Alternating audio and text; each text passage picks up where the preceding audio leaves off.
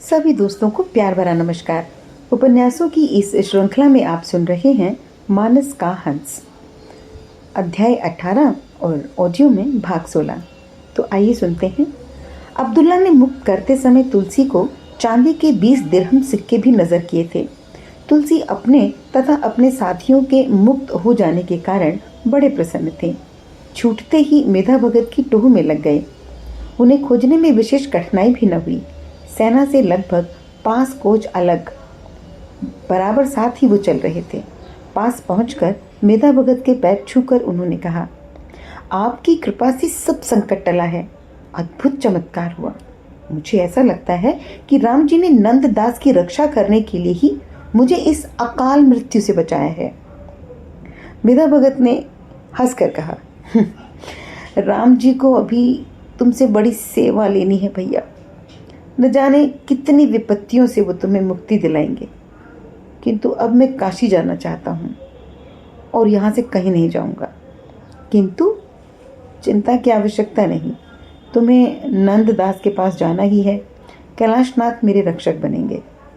Abdullah bag से पाए हुए रुपए तुलसी ने कैलाशनाथ को दे दिए और अब ब्रिज की यात्री मंडली से सिंहपुर ग्राम का मार्ग पूछकर वो पीछे की ओर लौट चले।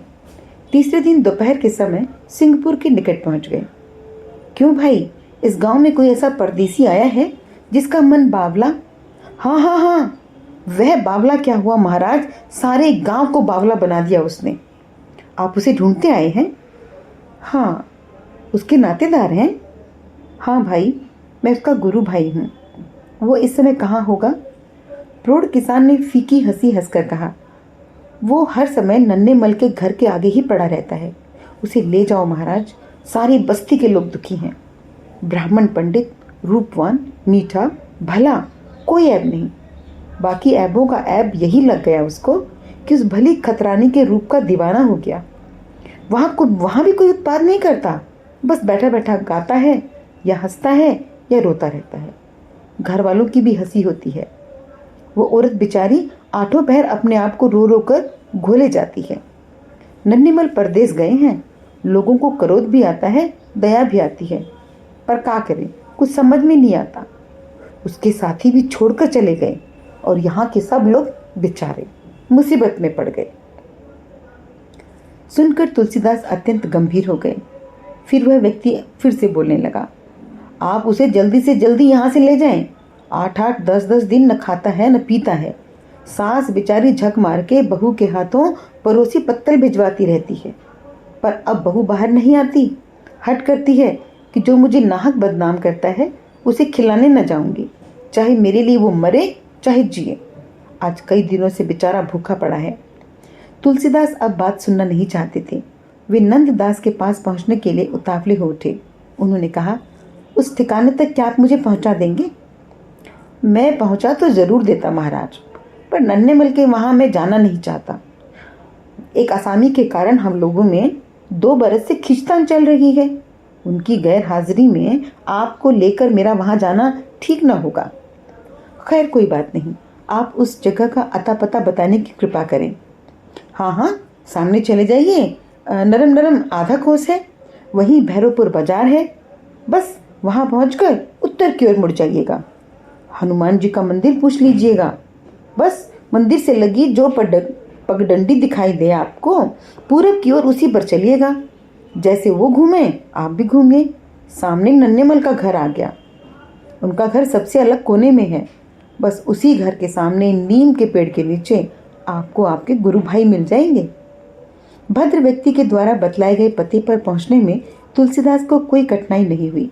नंददास धूल में मुंह गड़ाए कराहते स्वर में कुछ बड़बड़ा रहे थे। तुलसी को अपार पीड़ा हुई। यह सुंदर गौर वर्ण कांति युक्त शरीर इस समय धूल भरा, म्लान और दुर्बल हो रहा है। शिखा धूल पसीने से सन सन कर जटा बन गई। दाढ़ी भी बढ़ी हुई है। तुलसीदास उसके पास बैठ गए। सिर पर हाथ फेर कर पुकारा, नंददास। अपनी रुदन भरी बड़बड़ाहट में ही नंददास ने उत्तर जोड़ दिया, मर गया नंददास। अपनी राह लोगो बाबा, मेरा जी अपने बस में नहीं, मैं तो आप ही मरा जा रहा हूँ। कहकर वैसे ही मुंह गड़ाए रोने लगे। इधर देखो नंददास, मैं तुलसी हूँ। तुलसीदास की बात ने नंददास पर इच्छित प्रभाव किया। उनका रोना बड़बड़ाना रुक गया। तुलसीदास उनके सिर पर हाथ फेरते हुए बोले, काशी के बाद यहाँ इस दशा में तुमसे मिलना होगा, इसकी तो मैं कल्पना भी नहीं कर सकता था भाई। सिर उठा, चौंकी कनखियों से देखा, काया में कुछ फुर्ती आई, गर्दन भी तनी, रूखी फीकी आंखों में स्निग्धता आई, जीवन चमका, होठों पर ऐसी करुण मुस्कान थी जिसे देखकर तुलसीदास का हृदय भर आया। नंददास अपने आप को संभालते हुए बोले, तुम कैसे आ गए भैया? प्रीति डोर में बंद कर। नंददास की आंखें छलछला उठी। भरे कंठ से उसने कहा, उसी से बंद कर तो मेरी ऐसी दशा हुई है। कितने दिनों से यहाँ हो नंददास? प्रश्न सुनकर नंददास सामने वाले घर की ओर देखने लगे। द्वार की ओर देखा तो आंखें दोबारा उमड़ी, कांपते स्वर में बोले, पता नहीं, पता नहीं। तुम्हें क्या कष्ट है? कुछ नहीं। फिर तुम यहाँ क्यों पड़े हो? पता नहीं। कहते नंददास की आंखें सामने द्वार से लगी रही। आंखें भरी तो थी और भी भर उठी। गोरे मैले गालों पर वो धारे बह चले। तुलसी के कलेजे में मोहिनी को लेकर अपनी दीवानगी याद हो आई। एक बार तो बीते हुए क्षणों में एक साथ सिमटकर दोनों लीन हो गए, परंतु वैसे ही मन के भीतर से हर हर की आवाज सुनी। तुलसी को लगा कि ईश्वर उनके संरक्षक गुरु नरहरि बाबा का है। इस चेतावनी से मन और विकृत हुआ, दृष्टि भी चंचल हुई, पर जिधर जाती थी उधर मोहिनी ही मोहिनी दिखलाई पड़ती थी। बिंब में मोहिनी और ध्वनि में गुरुस्वर एक दूसरे के पीछे दौड़ चले। हे राम शब्द बड़ी करुणा से फूटे और आंखें मिच गई। ध्यान में युगल चरण देखने का उपक्रम चला। मोहिनी यहाँ भी धंसने का प्रयत्न करने लगी, किंतु तुलसी अब सचेत और सुस्थिर थे। ध्यान युगल चरणों में हो गया और वह संतोष पाएगा। यह संतोष अंतोदगत्वा उन्हें मिलने लगा। मन की मुद्रा शांत हुई। नंददास एक विरह भरा भाव गाने लगे थे। तुलसी का ध्यान उसके दर्द भरी स्वर से भंग हुआ। वे नंददास को भावभीनी दृष्टि से देखने लगे। साक्षात वेदना की मूर्ति नंददास अब भी उसी तड़प में गा रहे थे। उनकी आंखें मुंदी थी और चेहरे पर अपार शांति विराज रही थी। तुलसीदास को लगा कि राम को देखने की ऐसी अनन्य लगन जो मुझ में लग जाए तो मेरा बेड़ा ही पार हो जाएगा। धन्य है नंददास की ये प्रीति, धन्य है वह आलंबन जिसके सहारे यह प्रीति बेल चढ़ी। तुलसी की सराहना की तरंग अभी नीचे भी नहीं हुई थी कि सामने का बंद द्वार खुला। आधे घूंघट से ढका एक सुंदर शालीन मुखड़ा झलका। उसके हाथ में भोजन का थाल है। युवती के पीछे उसकी बुढ़िया सास भी आ रही है। तुलसी समझ गए कि नवयुवती नन्हेमल की तीसरी पत्नी है और नंददास की प्रिया। युवती ने नंददास के पास एक और व्यक्ति को बैठे देखा तो ठिठक गई। दोनों हाथ थाली में फंसे थे। वह अपने घूंघट को और गिरा भी नहीं सकती थी। हाथ केवल उचक कर फिर बेबसी की हालत में आ गई। आंखों की पुतलियों में एक नई ज्योति और चेहरे पर कसाव आ गया। झिझकते हुए फिर पैर तेजी से आगे बढ़ गए। नंददास आंखें मूंदे अपने गीत में रमे थे। उन्हें यह होश भी नहीं था कि उनके सामने उनकी इष्ट देवी आ गई है। तुलसीदास ने एक बार फिर युवती को देखा। वह सचमुच सुंदरी थी। उसका सौंदर्य इस वेदना से तप कर और भी निखर उठा था। नंददास पर एक दृष्टि डालकर उसने तुलसी की ओर गहरी दृष्टि से देखा, फिर आंखें झुका ली और कहा, पालागन महाराज, क्या आप इनके कोई लगते हैं? हाँ माई, आप इसे क्षमा करें। दरअसल इसे भक्ति का अचेत उन्माद हुआ है। मेरे भाई को आपके रूप में साक्षात देवी शक्ति के दर्शन हुए हैं। वह अभी अपनी उपलब्धि को समझ नहीं पाया। इसे कृपा पूर्वक क्षमा कर दे माँ। नंददास युवती का स्वर कानों में पड़ते ही गाना रोककर उसकी ओर अपलक दृष्टि से देखने लगे। उनकी आंखों की पुतलियों में तृप्ति और प्यास दोनों ही झलक रही थी। दोनों ही अथाह थी। रूखे गालों पर आनंद की कांति विराज रही थी। भैया ने कहा कि देवी रूप में दर्शन किए हैं। इस भाव संकेत को लेकर नंददास सचमुच ही अपनी चित चोर को देवी के रूप में देखने लगे और फिर स्वयं ही बड़बड़ा उठे। भैया ने सच कहा, देवी रूप है। मैं तुमसे कुछ नहीं मांगता भगवान, बस यूं ही दर्शन दे दिया करो। दर्शन करने की अभिलाषा है तो मथुरा जाइए, जहाँ भगवान बसते हैं। यहाँ आदमी डरते हैं। उनकी अपनी समझ, उनका अपना मान सम्मान होता है। युवती के स्वर में अंगारे भड़क रहे थे। सास ने समझाना चाहा तो वो और तेज होकर बोली, नहीं अम्मा जी, इतने दिनों से घुटते घुटते अब मैं पक गई हूँ। या तो ये भोजन करेंगे या यहाँ से चले जाएंगे, अभी के अभी चले जाएं, नहीं तो मैं सच कहती हूँ अम्मा जी, यही कटार मारकर अपने प्राण त्याग दूंगी। सास जो पीछे खड़ी थी घबरा कर बोली, न न न न बहू, ऐसा गजब न करना, तुम ही समझाओ महाराज। हे भगवान, ये तो कोई बड़ी बुरी दशा गिरह आ गई है। बुरी हो या भला अम्मा जी, आज या तो ये जाएंगे या फिर मेरी जान जाएगी। अब मैं नहीं सहूंगी, एक न मानूंगी किसी की। नंददास ये सुनकर थर थर कांपने लगे। उनकी आंखें भर आई। अश्रु कल्पित स्वर में कहा, मैंने ऐसा क्या अपराध किया है देवी? देवी क्रोध में अबोली ही रही। तुलसीदास ने नंद की बाह पकड़कर उठाते हुए कहा, जो कुछ अपराध अनजाने में हुआ भी है उसके लिए इस देवी के चरणों में गिरकर क्षमा मांगो। मैं इसे अभी ले जाऊंगा माई। अपनी बाह छुड़ाकर नंददास दोनों हाथ जोड़कर धरती पर अपना सिर झुकाकर बोले, मैं तुमसे बार बार क्षमा मांगता हूँ। तुम और जो चाहे सो दंड दो, पर न तो अपने प्राण दो न मुझे जाने के लिए कहो। नहीं। तुलसीदास ने फिर झुककर नंददास का हाथ पकड़ लिया और कहा, उठो नंददास, क्या एक भद्र महिला की आत्महत्या का कारण बनोगे? प्रेम क्या इसी का नाम है? फिर इस देवी के साथ मैं भी अपने प्राण दे दूंगा। नंददास की बहकी आंखें धमकियां सुनकर इतने दिनों में पहली बार अपना सद्भाव पा सकी थी। नंददास की नव जागृत लोक चेतना को ये सारी बाहरी स्थिति अत्यंत विचित्र लग रही थी। संयत किंतु गंभीर स्वर में उन्होंने कहा, तुम सदा सुख से जियो देवी, मैं जाता हूँ, मेरी चूक क्षमा करो, मेरे भैया मुझे लेने आ गए हैं। नंददास अपने बाएं हाथ का पंजा धरती पर टेक कर उठने का उपक्रम करने लगे। बुढ़िया सास बोली, भोजन करके जाओ महाराज, मेरे द्वारे से बामन भूखा जाएगा, मेरा रोया रोया दुखेगा। तुलसी सुनकर एक क्षण चुप रहे और फिर बोले, अब भोजन का आग्रह न करें, मैं इसे एक बार स्नान कराना चाहता हूँ, तब भी भोजन की जरूरत पड़ेगी ही। कई दिनों से खाया नहीं है इन्होंने कुछ, आप भी भूखे जाएंगे। युवती के स्वर में अब शांति और सहजता आ गई थी। उसकी आंखें बातें करते करते बराबर नीचे झुकी रही। तुलसीदास ने नंददास की बाह पकड़कर अपने कदम आगे बढ़ाते हुए कहा, पड़ोस के गांव में मेरे एक परिचित रहते हैं, वहीं इसके स्नान भोजन का प्रबंध हो जाएगा। आओ नंददास, आशीर्वाद दीजिए कि इसे भगवत भक्ति मिले। राम जी सदा आपका कल्याण करें। तुलसीदास अपने गुरु भाई की बाह कसकर थामे हुए आगे बढ़ गए। नंददास की काया तुलसी के सहारे जा रही थी। वो स्वयं कहाँ था उसे कुछ न पता था। कुछ डग चलने के बाद नंददास खड़े हो गए। तुलसी उन्हें देखने लगे।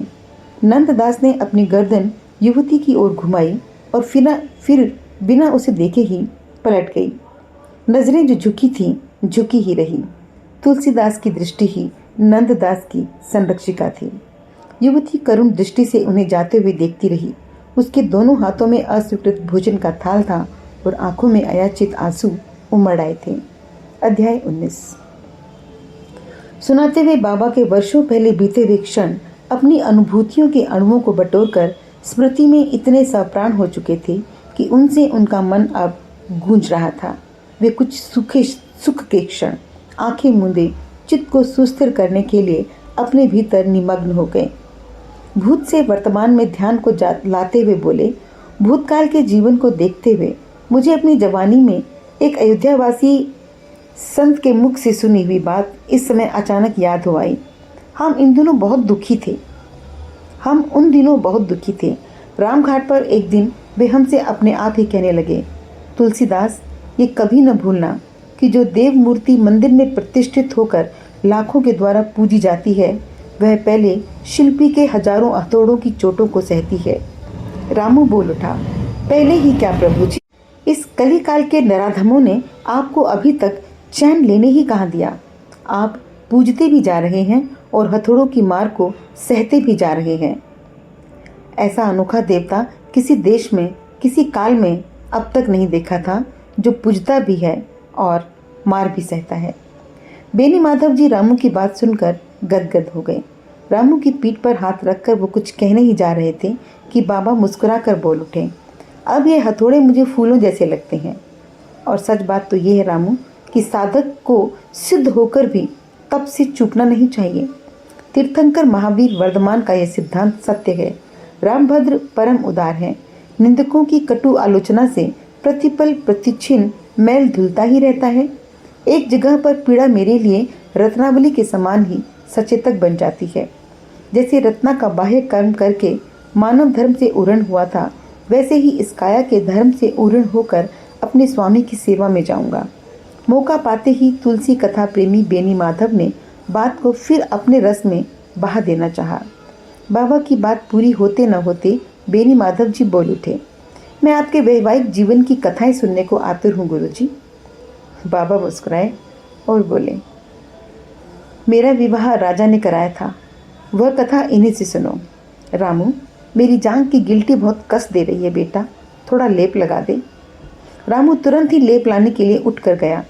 राजा बोले, भैया तुम्हारी ये गिल्टियां हैं तो बलतोड़ जैसी, पर इतने बलतोड़ भला एक साथ कैसे हो सकते हैं? हमें तो कोई और ही रोग लग रहा है। रामू तब तक कोने में रखी लेप की कटोरी लेकर आ गया और उसके दाहिने घुटने के पास झुककर गिल्टी पर लेप लगाने लगा। बाबा बोले, तुम्हारा अनुमान सही हो सकता है राजा। एक बार सोरों में भी हमें ऐसे ही 2 गिल्टियाँ निकली थी। तब वहाँ लालमणि वैद्य ने इन्हें वात रोग का परिणाम बतलाया था। उन्होंने जाने कौन सा चूर्ण दिया कि 2 पुड़िया में मुझे चैन पड़ गया था। तो लो किसी को सोरो भेजकर लालमणि का पता। अरे वह तो मेरे सामने ही बैकुंठवासी हो गए थे। वह बूढ़े थे और बहुत भले भी। तो नंददास जी को लेकर आप सीधे सोरो ही गए थे? बेनी माधव ने पूछा। नहीं, पहले मथुरा गया था।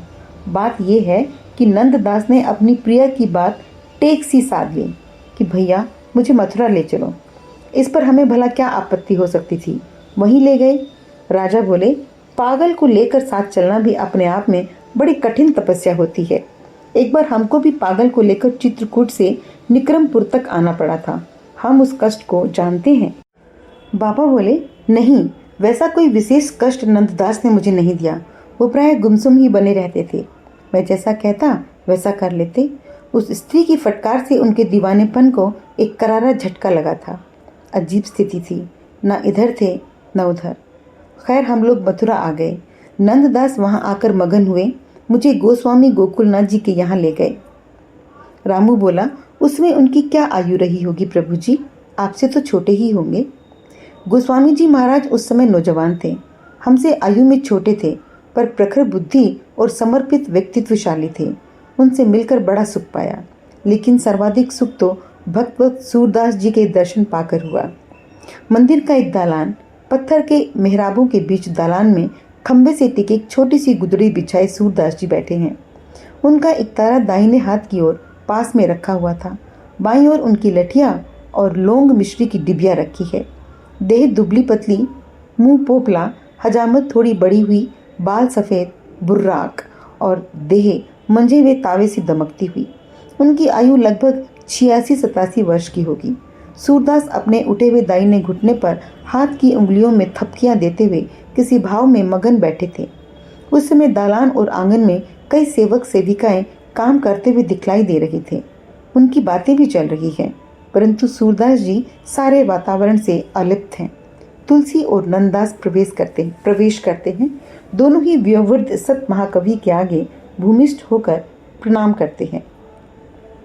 सूरदास सजग होकर पूछते हैं, कौन है भैया? मैं हूँ बाबा, रामपुर का नंददास। अरे आओ आओ नंददास, हमने सुना था कि तुम द्वारकापुरी के दर्शन करने गए थे। नंददास के चेहरे पर एक बार लज्जा की लालिमा झलकी, फिर संभल कर उत्तर दिया, हाँ, विचार तो यही था बाबा, पर श्रीनाथ जी बीच रास्ते से घसीट लाए और मेरे साथ मेरे एक पूज्य प्रिय और अग्रज भाई पंडित तुलसीदास जी शास्त्री भी आपके दर्शन के लिए पधारे हैं। शास्त्री उपाधि सुनकर सूरदास जी झटपट अदब से बैठ गए और हाथ जोड़कर बोले, जय माखन चोर को शास्त्री जी महाराज। जय माखन चोर की बाबा, जय सिया राम। आप मुझसे यूं हाथ न जोड़ें, मैं आपके बच्चों के समान हूँ। अरे नहीं भैया, विद्या बड़ी चीज़ है। अब हमारे गोसाई गोकुलनाथ जी महाराज को देख लो, आयु देखी जाए तो निरे बालक हैं। ते महात्मा और प्रखर प्रतिभाशाली हैं, बड़े बाप के बेटे हैं। मैंने तो बाबा अपने को पालने वाली भिखारिन अम्मा से आपके पद सीख कर और उन्हें गा गा कर भीख मांगी है। मैया मेरी कभी बढ़ेगी चोटी। सूरदास अपने पुपले मुंह से खिलखिलाकर हंस पड़े और फिर बोले, अरे तुम तो हमारे ही हो। जे बात कह गई भैया, मैं तरह तरह से गीत गाकर उस बंसी वाले के द्वार पर भीख ही मांगता हूँ। मेरा जन्म इसी में बीत गया। नंददास बोले, तुलसी भैया बड़े राम भक्त हैं और बड़े अच्छे कवि भी।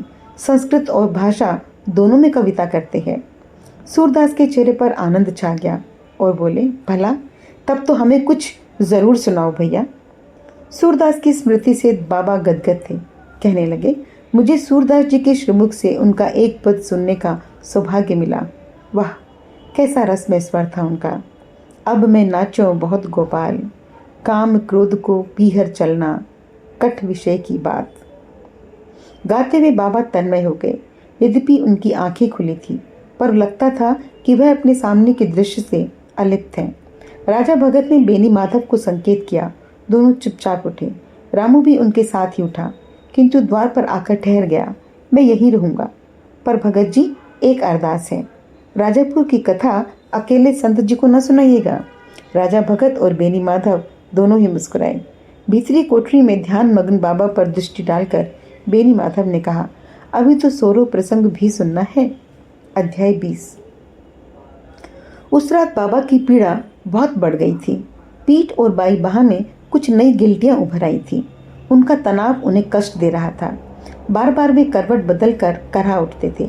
रामू दिए के उजाले में उन गिल्टियों पर लेप लगा रहा था। बाबा बोले, अब हम अधिक दिनों तक इस जर्जर काया में नहीं रह पाएंगे रामू। इसमें रहने में अब हमें कष्ट हो रहा है। हे राम। रामू विचलित हो उठा। उसका कंठ भर आया। उसने कहा, आप इस तरह से हताश होंगे गुरुजी, तो हमारी कौन गति होगी। हताश नहीं होता पुत्र, मैं अपना यथार्थ बखान कर रहा हूँ। मेरे मन की नित्य बढ़ती हुई तरुणाई का साथ अब ये शरीर नहीं दे पाता। मेरा काम वेग गति से प्रखर रहा है।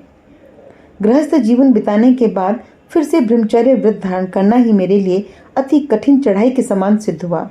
काम से सभी राग जागते हैं और उसी से समस्त विभूतियों का उदय होता है। मैंने अपने काम लोह को राम रसायन से सोना बना लिया है, ये सच है, पर शरीर को तो उसके आघात सहने ही पड़ेंगे।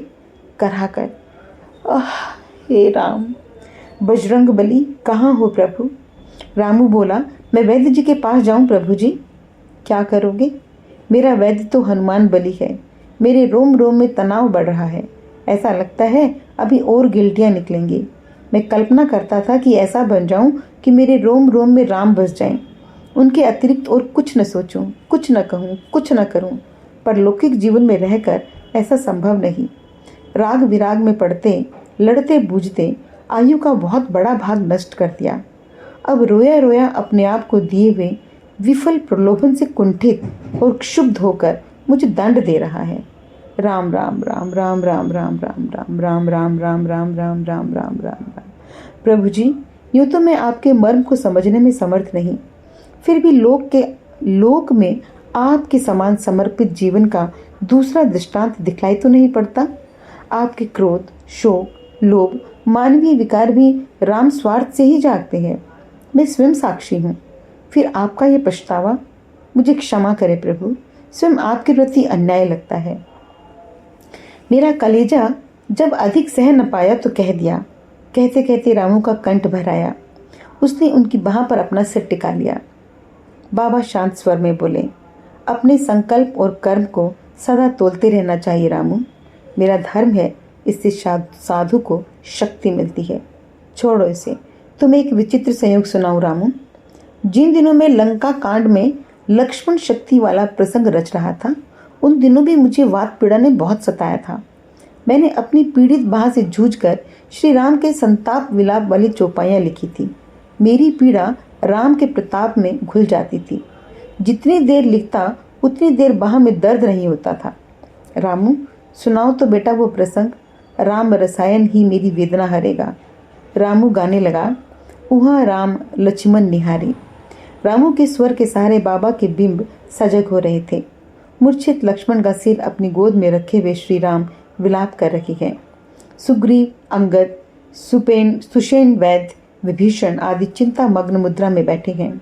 एकाएक हनुमान को पर्वत उठाए आकाश मार्ग से आते हुए देखकर सबों के मुखों पर उल्लास चमक छा जाता है और उन मनोबिंबों का सारा उल्लास सिमटकर बाबा के चेहरे पर आ जाता है। वे प्रार्थना करने लगते हैं, आओ बजरंगबली, मेरी बेर भी ऐसे ही राम संजीवनी बूटी लेकर आओ। आओ नाथ, अंतकाल में कष्ट न दो। बाबा फिर आंख मूंद कर ध्यान मग्न हो गए। प्राण गुफा में अखंड दिया जल रहा है। लौ में राम कथा की अनेक झलकियां झिलमिलाती हैं। फिर दृश्य में स्थिरता आती है। लक्ष्मण और हनुमान सेवित श्री राम मन पर तुलसी के सामने है। गुफा असंख्य मृदंग वाजन से गूंज रही है। राम राम राम। बाबा समाधिस्थ हो जाते हैं।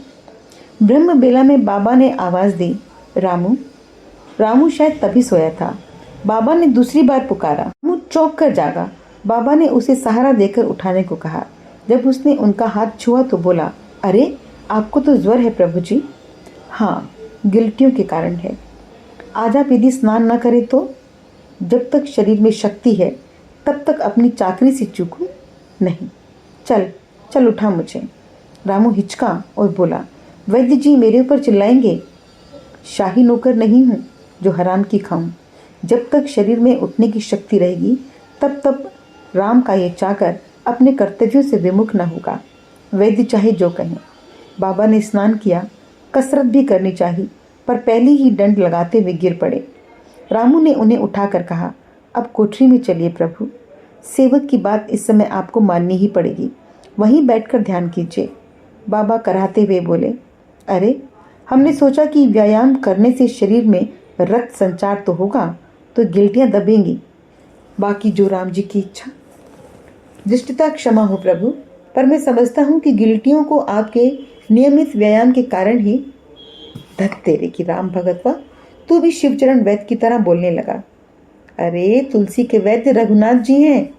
ये मूढ़मती चंद चूंकि हट के सारे ही राम चरणानुगामी होता रहा है, इसीलिए अंधेरे में चलने के समान इसे एकाध ठोकर बीच बीच में लग जाती है। तो शरीर की क्या चिंता। बाबा को आसन पर बिठाकर रामू फिर घाट पर पड़ी रह गई बाबा की लंगोटी और अंगोछे को धोने तथा एक गोता मारकर जल्दी से लौटाने के लिए लपका। राजा भगत और बेनी माधव जो उस समय घाट की सीढ़ियां उतर रहे थे, रामू पंडित के राम गुहार करने पर राजा ने पूछा, भैया कहाँ हैं? उन्हें कोठरी में बिठला के आ रहा हूँ। जोर में भी नहाने का आग्रह किया, फिर गिल्टियों भरी बात से दंड लगाने लगे, सो गिर गए। मैं जल्दी में हूँ भगत जी, एक गोता मार के बाबा के पास पहुँचना चाहता हूँ। कहकर रामू तेजी से नीचे उतर गया। भगत जी बेनी माधव से बोले, भैया इतने बड़े ज्ञानी और महात्मा है और कभी कभी बच्चों जैसी हट करने लगते हैं, क्या ही कहें। बेनी माधव जी बोले, खेल का दीवाना बच्चा कष्ट को महत्व नहीं देता भैया जी। ऐसा शिशु बनना भी बड़ा कठिन होता है। सवेरे स्नान पूजादि से निवृत्त होकर बाबा अपने अखाड़े के चबूतरे पर बैठते हैं। वहीं अपने रोग शोक निवारण के लिए जनता उनके पास आती है। आज उनके ना पहुंचने पर तथा ज्वर का हाल सुनकर कुछ लड़के उनके पास पहुंच गए। दंडवत प्रणाम करके बोले, कैसी तबीयत है बाबा? हंसकर बाबा बोले, अच्छे हैं, आओ हमसे पंजा लड़ाओगे? सब लोग एक साथ हंस पड़े। एक बोला, अरे ये मंगलवा आपसे हार जाएगा बाबा। आपके हजारों बार मना करने पर भी इसने अभी तक गाली बकना नहीं छोड़ा। पहला युवक मंगल मित्र की बात सुनकर उसकी ओर आंखें निकालकर देखता हुआ बोला, कौन उल्लू का पट्ठा साला गाली बकता है। कोठरी में उपस्थित सभी लोग फिर हंस पड़े। बाबा हंसते हुए हाथ उठाकर बोले, अरे भाई, गाली मंगल घोड़ा बक रहा है, इसका कुसंस्कार बक रहा है। गाली मंगल नहीं बक रहा, इसका कुसंस्कार बक रहा है। मंगल झेप कर खोपड़ी खुजलाते हुए बोला, क्या करे बाबा, लाख जतन करते हैं पर मुंह से निकल ही जाती है साली। एक आध लोग फिर हंसने लगे, पर मंगल ने अपनी बात को स्वर में नया जोर देकर आगे बढ़ाया और बोला, आपका ये सारा कष्ट उस दुष्ट रविदत्त के कारण है बाबा जी, पर मणिकर्णिका पर आपको मारने के लिए उसने बड़ा भारी अनुष्ठान किया है। हाँ बाबा, मंगल ठीक कह रहा है। हमने भी कल सुना था 10-20 लोग उसकी पीठ पर हैं, रुपया खर्च कर रहे हैं, पर बाकी लोग उन पर थू भी कर रहे हैं बाबा। बाबा हंसे और बोले, भैया, किसी के करने धरने से कुछ नहीं होता। मैं अपने पापों का दंड भुगत रहा हूँ। मंगल की त्योरियां फिर चढ़ गई और बोला, बाबा, जब तुम इन साले दुष्टों की बात लेकर अपने को पापी कहते हो ना, तब मेरे रोए रोए में आग लग जाती है। तुम्हारे विरुद्ध हम तुमसे भी कुछ नहीं सुनेंगे, बताए देते हैं। बाबा हंसकर चुप हो गए। मंगलू गरमाता रहा, इतने बड़े महात्मा हैं, आप जरा एक श्राप मुंह से निकाल दे कि मरे ससुर रविदत्त भस्म हुई जाए। काट के उल्लू के पट्टे। बात बीच में काट कर बाबा बोले, अरे भाई, उसका बाप काट कर नहीं, हार्ड मास का था, और उल्लू भी नहीं था, वो मेरा सहपाठी था। शेष अगले अंक में। मैं उम्मीद करती हूँ कि आपको ये कथा पसंद आ रही होगी, और जैसे इस पुस्तक को पढ़ने से, इस कथा को सुनने से मेरे मन की बहुत सारी जो परेशानियाँ थी वो हल हुई, ऐसे ही आपके मन को भी सुकून मिल रहा होगा। सो आप अपने विचार मुझ तक अवश्य साझा करें। अगली ऑडियो में आने तक आप सब अपना और अपने अपनों का ख्याल रखें। Take care, bye bye.